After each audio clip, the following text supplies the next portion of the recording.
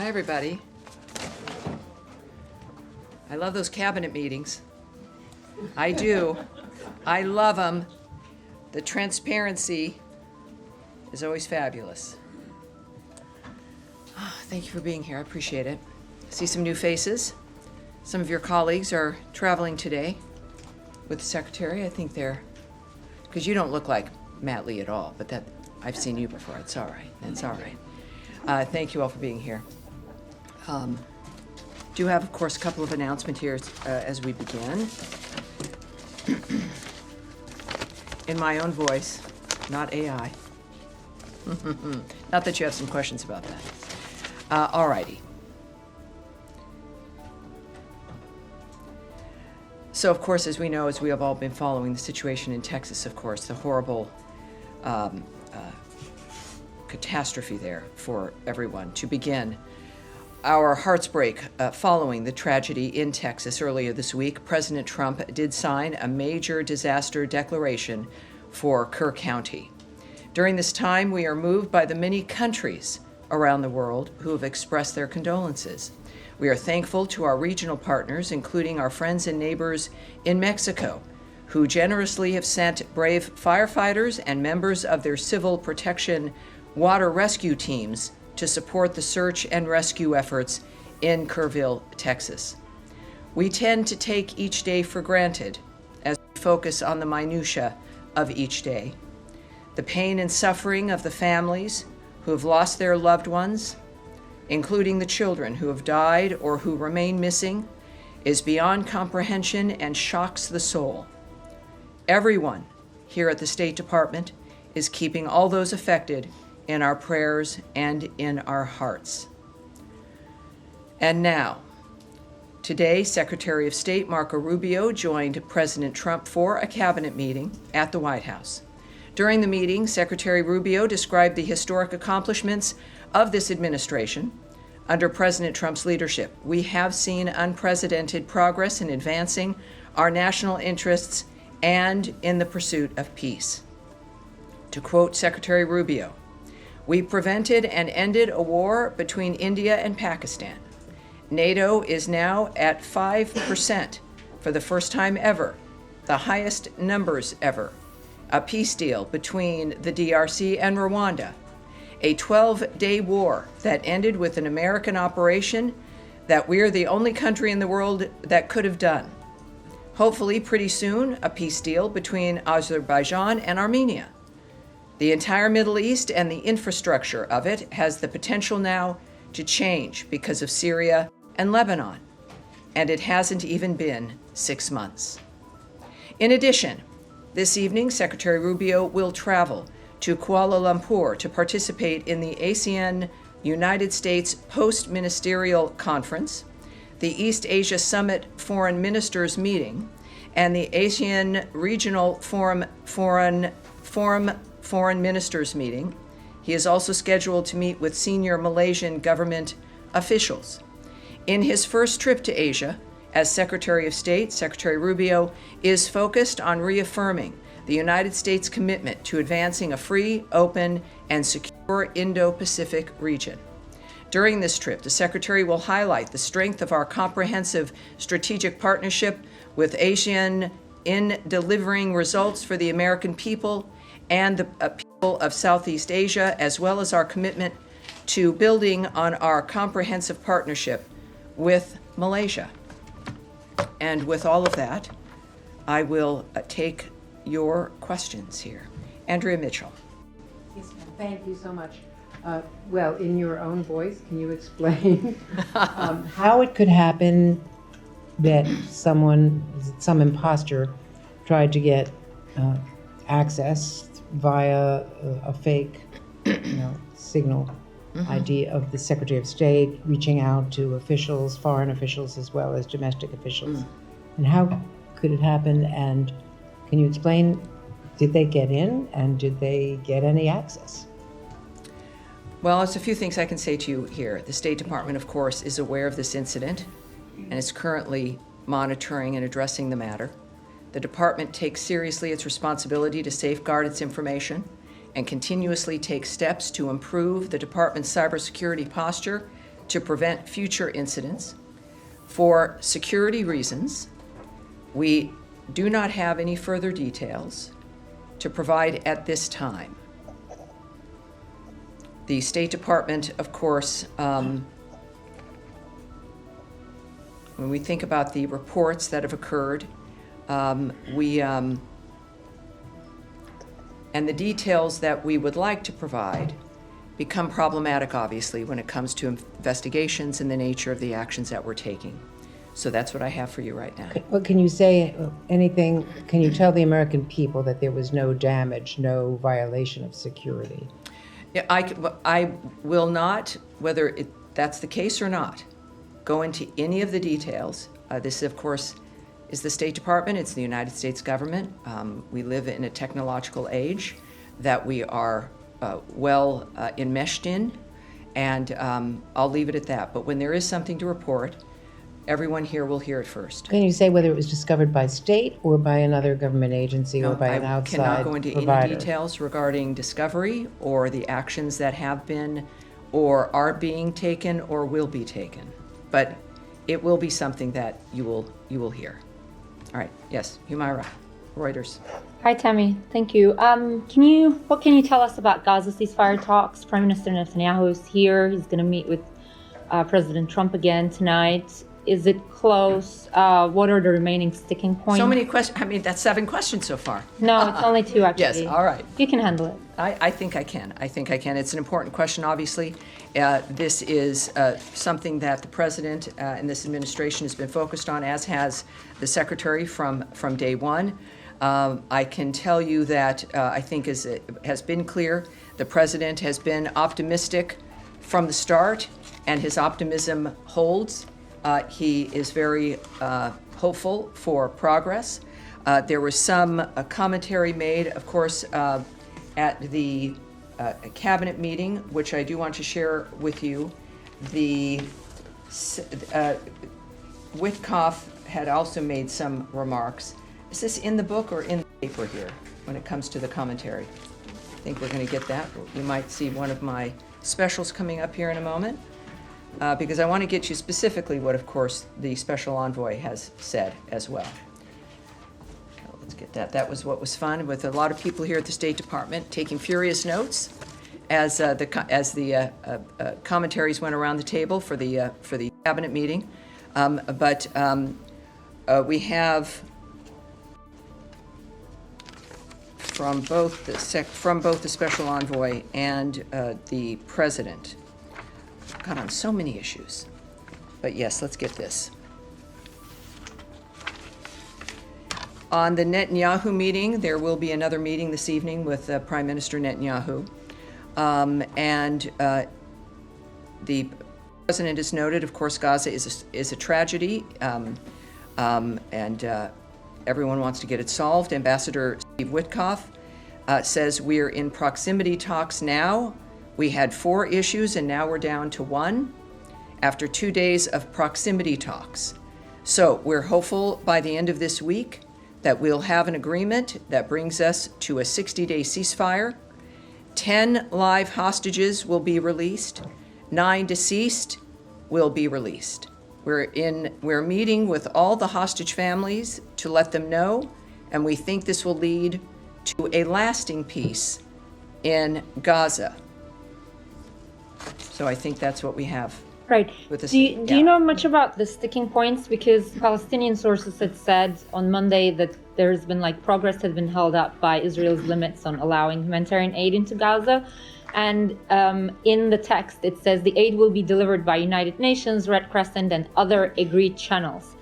Does the U.S. want and Israel want for GHF to be one of these channels? Well, we're focused on still getting a ceasefire. We're still at the talks of that. It has not been signed. It's not been established. We believe it will be. We had a ceasefire once before. That was broken early on in this dynamic. On October 7th, there was a ceasefire. That was also broken by the same monsters who continue to make statements, which I would suggest anything you hear or receive from Hamas, that terrorist group that is responsible for this suffering and the carnage for generations, should look at with a side eye, with suspicion. And many of the reports you hear are from that perspective, still certainly detached from what's best for humanity and from the reality of the situation. We're focused on, the president is focused on the ceasefire itself. Nothing is given until it's done. And that is what we're looking at. I think that for those who are thinking about more aid, it's fabulous. Of course, the State Department and certainly Secretary Rubio and the president have made comments throughout this process about the importance of aid, about the importance of assisting the people who are the first victims of Hamas, which are the people of Gaza. And we've stayed true to that principle, and we remain committed to it. So however many are going to participate in the rebuilding and in an end to the suffering, it's great news, but it has to be new ideas that can actually succeed. And we're on our way, of course, to accomplishing that. All right. Yes, Jillian. What was the Secretary's reaction to finding out that he was being impersonated and represented to allies and adversaries through this AI mechanism? We're not at a point here where I will discuss or portray what actions are being taken or his reaction. The Secretary, great news is, of course, he is very transparent, quite transparent, and he's direct with everyone. I think that any description of his reaction, of course, belongs to him, and I would suspect that at some point we'll have that for you. There was this press conference today, the Secretary of Defense and Agriculture were talking about the threat that the Chinese government poses here in the United States with the strategic acquisition of farmland that's near military bases. What is the State Department prepared to do to hedge against those kinds of intrusions? Well, it's an interagency kind of decision and discussions that go on, also negotiations, the nature of a full whole of government dynamic. When you're dealing with agriculture, you're dealing with Homeland Security, certainly, and the equities that the State Department might hold. I won't discuss what our actions would be or what the specifics would be. I'm sorry, I have a lot of not answers for you today at some point, but I would say that as soon as we have some kind of action, we'll let you know, but it's not something I can remark on today. Can you talk at all about if the sort of like writ large, if the department sees this as an ongoing threat as well? Well, that would require me to speculate or talk about an opinion framework, which I can't do, certainly at this point. But we'll have something for you soon. Yes, ma'am. Hi. GHF had said that it was undergoing an independent audit as a condition of getting U.S. government funding. Has it, in that it would turn over that audit to state in July? Has it turned over that audit, and will the State Department make that public? Well, I can tell you that for any aid, of course, there are some requirements. In this case, there's ongoing benchmarks, et cetera. So this is something that we follow and will expect certain details, to say the least. At this point, what I can tell you is that we're looking at their track record now, which is now at 66 million meals to date at 3 distribution centers, which they hope, of course, to expand.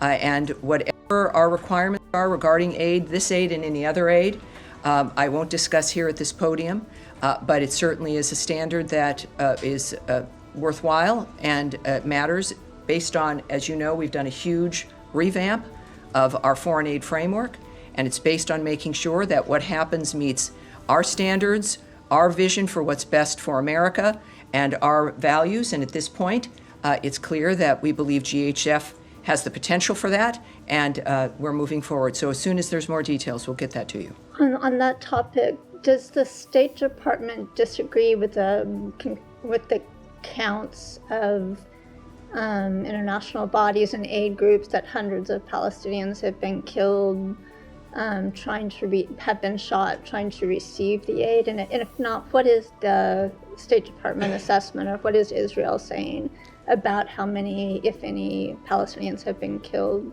Well, we know Israel has some investigations ongoing regarding what has transpired in a war zone. A war zone they did not want, a war zone they did not expect, a war zone created exclusively by Hamas, which now is thinking about a ceasefire and looking at it, which is nice. But this could end in a moment, as we all know, by releasing all of the hostages and by putting down their arms. They've chosen not to do that. In the meantime, in a war zone, and this is what the drama has been and why humanitarian aid has been so difficult, it's dangerous. It's a dangerous thing. People have weapons. Terrorists have weapons. They shoot people. They're holding hostages. They're maniacs. And we have endeavored to push through that, to get aid to the people of Gaza without it being stolen by Hamas, which has used it, which has weaponized it essentially, to enrich it themselves, to purchase more weapons, to build more weapons, and to terrorize local residents. They're not stealing it because they care about the lifestyle or the quality of life of the people in Gaza. If they did that, they wouldn't be a terrorist group and they wouldn't have attacked and murdered 1,200 Israelis on October 7th. So it's about getting the aid where it belongs to the people who need it without putting it into the coffers effectively of the terrorist group causing all this death and destruction. Yes, Tom? On the future of Gaza, I mean, we know you've been very clear, says the President and the Secretary, that Hamas can't be a part of that. Correct. So what is the administration's vision for the future governance of Gaza? Well, the President has made clear, Secretary has discussed as well, the fact that Hamas cannot be a part of Gaza, of any power framework. It cannot exist, is the word that the Secretary used. This, however, as the President has also stated, the future of Gaza, it should be in the hands of the Gazan people and in that region. So this is not just our vision or a dictation of what will happen. This is about the countries, our partners in the region, who've been actively working to implement the new ideas that the President has asked for. So I won't speculate on what that will look like, but if this moves as we hope it would, which is always quickly under President Trump's direction, is that we'll see that sooner than later. And one thing I can tell you is that it will not involve Hamas. But just to follow up on that, I mean, that suggests that the US doesn't have a sort of clear vision for what the best future governance is. Well, no, it suggests that there's some things that I won't exactly tell you today. But so there is a vision, but you're not setting out what it is? Well, clearly we have multiple nations dealing with an issue that has gone on for generations, where people have said that they want it to end, they want it to be solved. The results have been not good, ending up in Hamas in this kind of dystopian dynamic. And then President Trump comes back and says, I want new ideas. This can't continue. Working with all those nations in the region, hand in hand, to come up with a new idea. What that new idea will be, I can't describe, but they're not playing tiddlywinks. They're actually making, having a vision for the future of how this constructively could work. But just to clarify, does that include the possible, as the administration terms it, relocation of Palestinians from Gaza? I won't discuss the details. Because when the president was asked about this in the White House last night, his first reaction was to defer to the Israeli Prime Minister. Very question. I mean, he didn't answer it. I think that when I refer people to other agencies or to other people, it's either because it's more appropriate or because it's something that is not correct for me to speak about, or I don't have the details. When speaking about another nation's approach with something, it's appropriate to refer to that friend who's sitting there with you. President Trump has not just the desire to ask for new ideas. He asks for them because he gets them. He knows new ideas are possible. His life is a new idea. The nature of what he's accomplished politically is a new idea. He knows that if you put your mind to it and you need to accomplish something very specifically, you must determine what that will be, as opposed to being carried along by a system or a machine or the wind. So when he lives his life that way and he knows that it works, it's not always easy. But that sometimes it's the only way, if not most of the time, if you want real success and real progress, is to have the new ideas. And that's what we're waiting for, and it will not look like what's happened before. Although that's the other new time. idea. Yes, sir. Thank you, Tammy. Just going back to Gaza, can you tell us what that one remaining issue is that Special Envoy Witkoff described or referenced earlier? No, but I'm sure we'll find out. And another sort of simple question. Of course. By the end of the week, does that mean by Friday, by Saturday, or by Sunday? I think generally it could be the collection of the days at the end of the week. I can't. I'm not going to specify because we know how things can happen. The president is leaving on a trip today that originally he was going to be leaving on a couple days earlier. The world happens. These are men and women who are at the forefront of deliberate change, and they're determined to be managing it. So these are the people who understand, and that's a very specific thing to say, even though it was kind of end of the week. But I would say, to clarify a little bit more, I would say probably the end of the week. Yes. Thank you, Tammy. Two separate topics, one stuff. Before that, just to clarify, you met the president leaving today for trip, or the secretary? No, the secretary. Okay. Obviously, the secretary. Did I say the president? Well, I'm Secretary of State Marco Rubio. Yes, both men are on my mind. On Ukraine, I would appreciate if you help us understand whether the president's latest assessment of Putin will lead to any real policy change when it comes to arms shipment issue. Are we back to pre-July level, or is this administration now committed to deliver on all the previously made commitments? Well, I mentioned in our last briefing when there was some concern and hubbub about arms shipments stopping from the United States to Ukraine. And my warning then was, wait a minute, that this is one situation, that you should not extrapolate it as a new policy or position, that we have been and remain Ukraine's biggest supporters. We care about those people. We care about making sure that they have what they need. The president has been very vocal about the wholesale slaughter that has been going on and how it has to stop, how there has to be a ceasefire, and how it has to be between the two parties. Within that, I noted that, of course, wait, and here we do now have, besides a phone alarm, we have, of course, the resumption of weapons shipments to Ukraine. The president has been vocal about this. Without the details of exactly what, the president feels obviously very passionate and determined regarding the ability of Ukraine to defend itself. That's the commitment. And Caroline Levitt, my colleague, noted just yesterday, the shipments pause was part of a standard review of all weapons and all aid the U.S. is providing all countries and all regions around the world, not just Ukraine. And a few days before that, President Zelenskyy noted about his phone call with President Trump. We had a very good call, I think a very strategic call.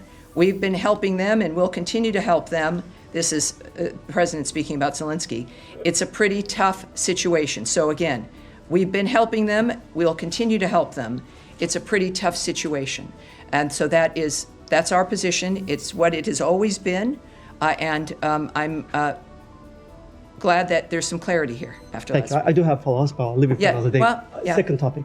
Going back to your opening statement on the Secretary's speech during the cabinet meeting, he talked about Azerbaijan and Armenia. I'm just curious whether there's any active U.S. involved U.S. lead mediated process right now going on.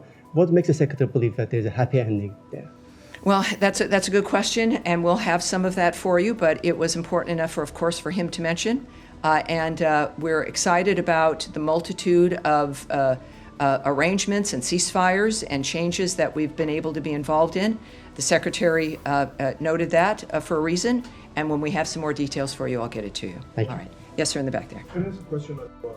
The president mentioned yesterday that the Iranians have requested a meeting.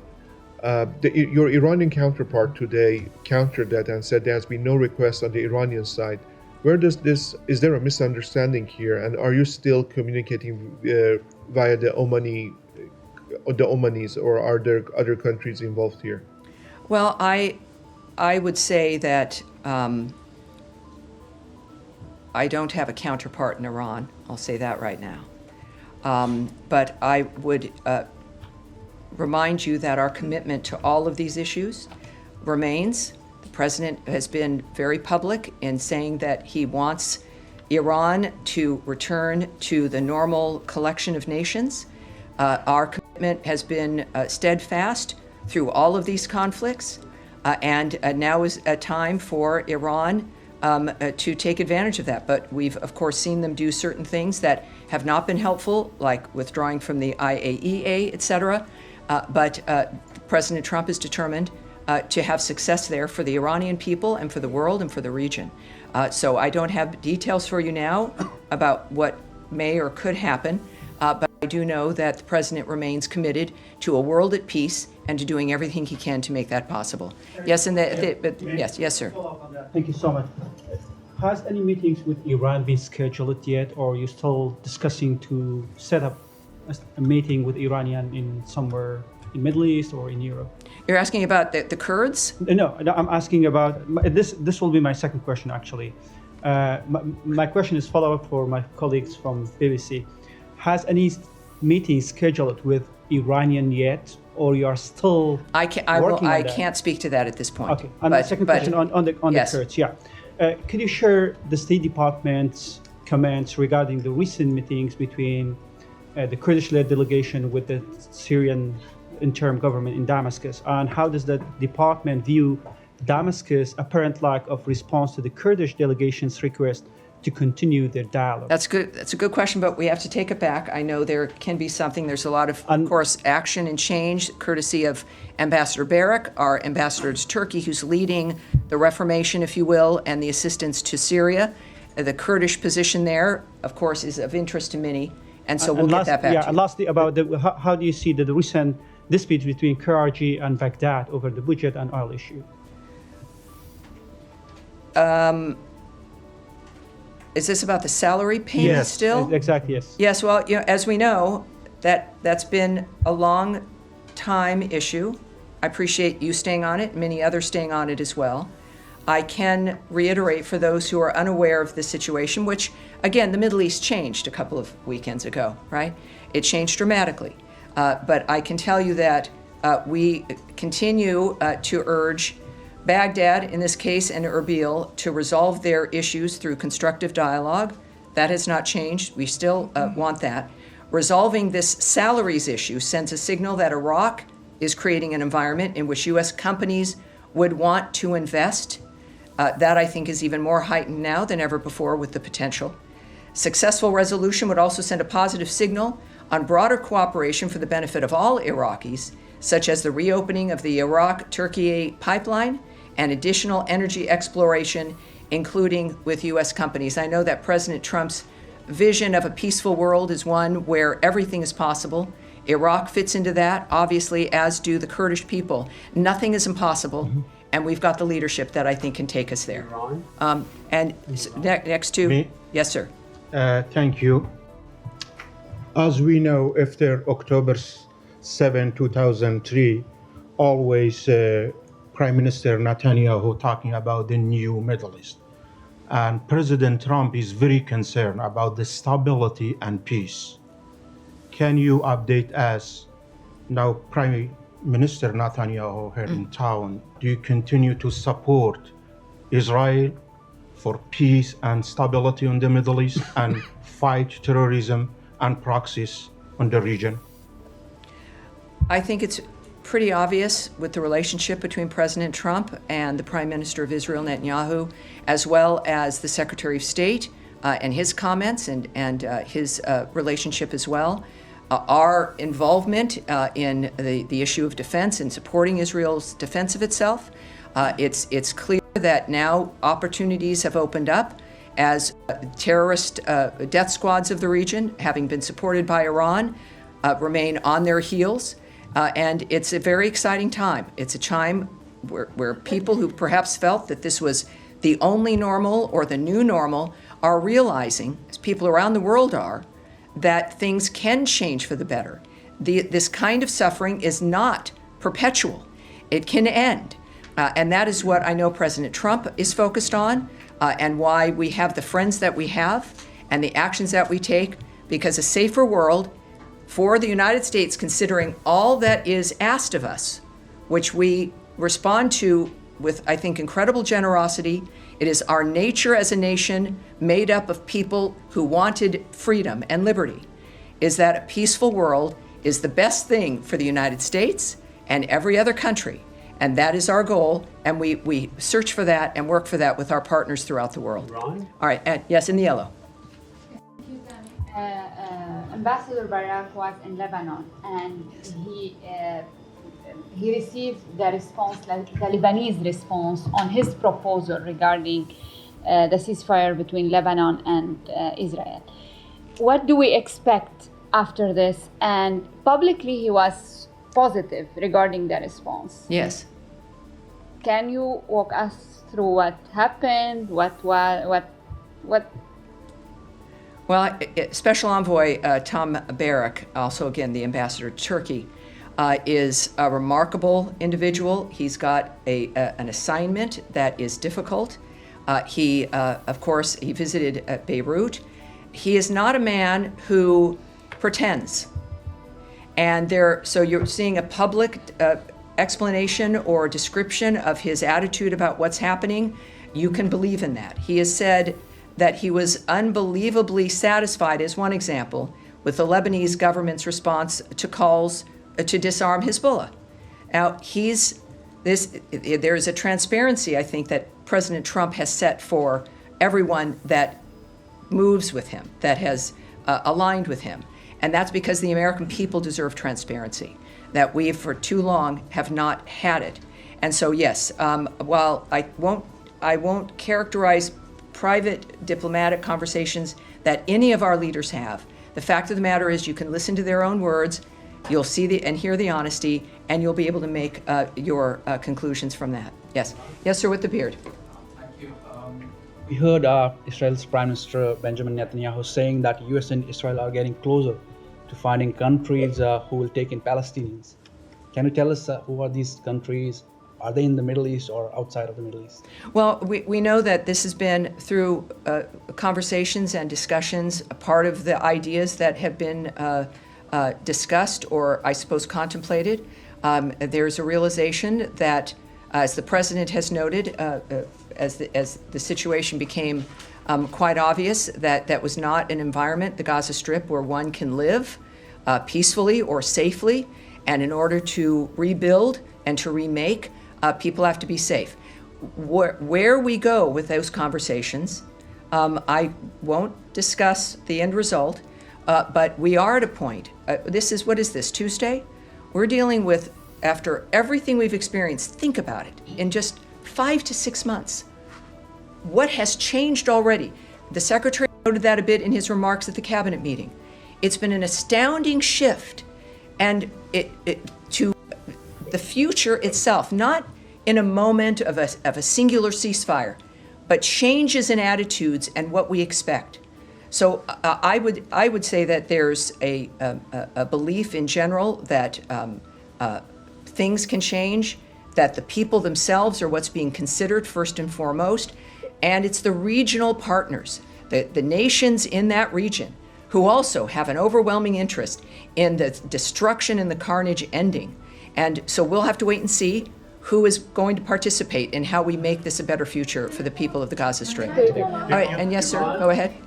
Yes, I wanted to... Tell me your name, by the way. You're in for someone? Yeah, I'm James Laporta from CBS News. Great, hi there. Hi, James. Thank you for having me. I wanted to take us back to Russia-Ukraine for a minute and something the president said. And I'll give you the quote. Quote, "We get a lot of BS thrown at us by Putin. If you want to know the truth, he's very nice to us all the time, but it turns out to be meaningless."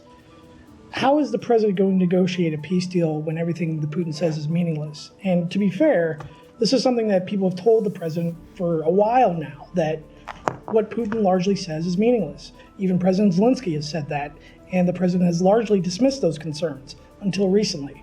I would urge you to be cautious about presuming the nature of the choice that the president makes, what informs his actions. Don't project onto him that he's dismissed concerns or accepted them. I've not been involved in high-stakes peace negotiations between nations, one of which is a nuclear-powered nation with nuclear weapons. Many of these issues are dealing with nations that could obliterate people in a flash. So I'm not going to presume, and none of us should, the nature of the choices that President Trump specifically makes in his determination to save people's lives and to end the absurdity of what has happened in some of these situations. He tries. He doesn't give up. He talks with people. He knows he can persuade people. He knows Vladimir Putin. There's an effort, and he was committed and remains committed to diplomacy first. But he must know that when there's a limit to that, and he believes, as I think we all should, that people, as they're portrayed in the media, can be one thing, but also that over time people do change for the worse or for the better.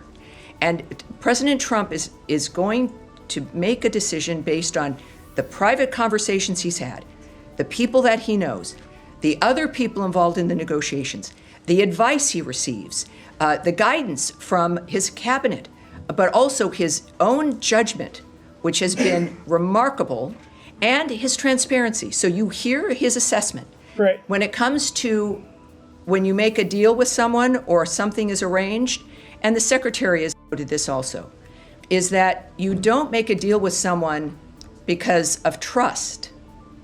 You make a deal with someone based on what they do and what they don't do, ultimately in the fashion of that deal. So otherwise, with people who cause death and destruction around the world, there would never be any arrangements because there are many people you can't trust. But it's about setting a stage where people must comply with a certain dynamic or there's a price to pay. You don't need to be able to trust someone to do that. You need to be able to have an environment that someone only, frankly, like Donald Trump and the United States can set to put certain people in a line that is best for the world and their own countries. In February, One more. In February, One more. President Trump One said second, he would sir. keep his Please, word. in the back, stop, and we'll get one more, and then I'll move to you. Yes. Go. One more, sir. Sir, James, one more for you. Well, in February, the president did say, I think he'll keep his word. I've known him for a long time. I think he will. I don't believe he's going to violate his word. Isn't that based on trust? Well, it is. He says that, he tells you what he's thinking, and then the whole point of negotiations and dealing with this kind of thing is based on time and actions that pass. And it's not a static decision. You don't decide that, and then that's the belief or the choice that lasts if something else occurs, or you're seeing some other behavior. We don't do that in any relationship, right? We have expectations, and then you watch and you engage, and that's the point of the engagements and the negotiations. What the president has seen, I won't comment on. I'm not going to project what the nature of how he's making his decisions. What I do know is that he gets what he wants. He's an open-minded man, but he's not naive. He is principled and clear in what he wants to achieve. That's what we're seeing. So keep that in mind as we move forward. Now I will move to the back. Sir in the glasses, and not you in the blue shirt, in the tie, and then back to you after this. Thank you Yes. so much, Tammy. Yes. It's on a quad meeting, actually. I was trying. Great. Okay, that was fun. I enjoyed the quad meeting. Yes. And last week I was trying to do this. So I have so many, I'll put everything together for you to be impactful. Oh, well, thank you. At the recent quad meeting, Indian Foreign Minister Joy Shankar said India has every right to defend itself against terrorism and expect Quad partners to understand that. Given the situation that India shares the longest border with Bangladesh, given the situation last week, ammunition linked to the last year violent anti-government movement in Bangladesh was found in the baggage of UNIS interim government advisor Asif Mahmood at Dhaka International Airport, and under the UNIS-led interim government, last week, Sri Sri Durga Mandir, Hindu Mandir, was demolished by government bulldozer. Hindu barber was taken. All right. Now we try to avoid soliloquies or the little history lessons. I understand it's complicated, detailed, dynamic, involving India and Bangladesh. We understand that. There is, and I would send you to state.gov. I'm not being trite here in this suggestion. There are two statements regarding the Quad meeting, one from Secretary Rubio and a joint statement from all the partners that is quite extensive. And that is what we are willing to share about what happened in those meetings. So those are the purpose of the readouts. I will certainly not characterize not only the Secretary's position about the United States. I'm certainly going to characterize India's or any other nation's position or statements in what is a diplomatic meeting. But I would suggest you see that joint statement, and I think we'll be in good shape. Now, behind you in the blue shirt. Thank you, spokesperson Tammy Bruce. After President Donald Trump elected as the 47th president, in less than 6 months, we saw two major wars between India and Pakistan and Iran and Israel. And President Trump mediated both. Pakistan first nominated him for Nobel Peace Prize. They did. And now Israel. How you see this? And second, ma'am, you have been asked 2 times before. What is He's counting. Yes, okay, keep going. In Pakistan, when there were elections here in the United States, there was much enthusiasm. A former Prime Minister Imran Khan is currently in jail. What is your official take on it? Do you see it as an internal matter of Pakistan? What's the take of this administration on Imran Khan's imprisonment in Pakistan? Well, for the administration's opinion regarding Mr. Khan's situation, I would ask you to check with the White House and my colleague Caroline Leavitt on the issue of the fact that President Trump has been nominated now twice. Certainly by the latest by Prime Minister Netanyahu regarding our work for peace regarding Iran and Israel. We'll see. I think the president has made it clear that he doesn't expect ever to win something of that sort. And yet, the issue for him, the prize, is his success. The prize is the end result, and humanity will be the deciders and the judgment of the nature of what he has contributed with his life. I think that, frankly, in my opinion, transcends the Nobel Peace Prize, but he deserves every prize. He deserves this one for the Abraham Accords. He deserved it.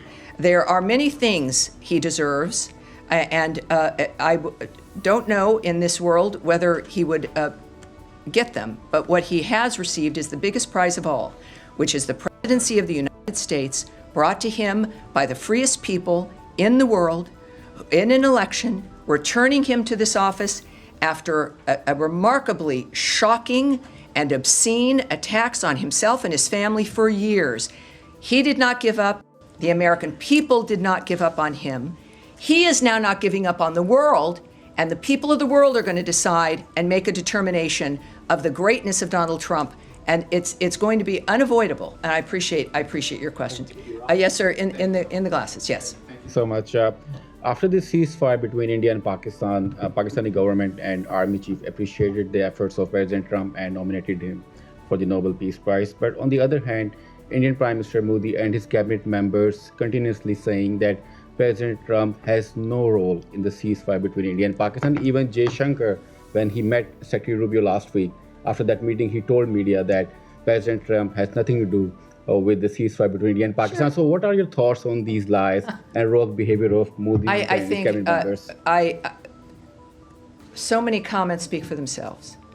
That's one of the good news aspects of our modern world, is people can see what's really occurring. You're not reliant on a comment to know what has really happened. The world is playing out in front of us in real time, on big screens and small screens. Everyone will have an opinion. That's an opinion. Some opinions are wrong. Mine rarely are, but other people's opinions can be wrong. But that's what we get to do, is an analyze and judgment. And the fact is that we understand in front of us every day the clarity of what's transpiring in our world. We're the first generation of a couple generations here. So many of you are much younger than I am. Where my generation, perhaps I would say, growing up with a big TV that had the turn dial, and I was remote control. It was Tammy, go change the channel. And you change it, you got 4 channels, and the speed, the exponential speed of change of technology, that now I would watch television on my phone that is in my hand is natural for so many, but it reminds many of us of how quickly things will change, how much information we can get, and the seriousness of making up our own minds when it comes to the things that the world puts upon us.